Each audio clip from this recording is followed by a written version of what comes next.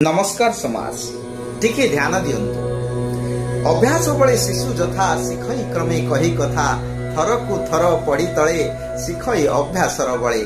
ए जो कविताटी आमे पिला दिने घोषी थिले तार मर्म कोन आपण जदि गुरुत्वपूर्ण तार सहित ताकु अनुध्यान करिवे तेबे बहुत बड़ किछि रुचि रहिछि ता भितरे। हां आज्ञा, अभ्यास ही आमको यथार्थता प्राप्ति करिवार सुयोग देई थाए। प्रत्येक जिंस अभ्यास द्वारा होई थाए। आपण माने देखंतु आज करिबा काली करिबा निश्चित करिबा कही आमे प्रत्येक दिन कोनोसी ना कोनोसी गुरुत्वपूर्ण जिंस को एड़ाई दबार व्यस्त। किंतु थरे विचार करंतु आमे गोटिए नूतन अभ्यास अग्रगति एवं सफलता आड़कू मन ध्यान मनोयोग देले केमिति होंता। जेकोसी सफल व्यक्ति अछंती समस्त पाखरे 24 घंटा थाए, आम पाखरे भी अछि।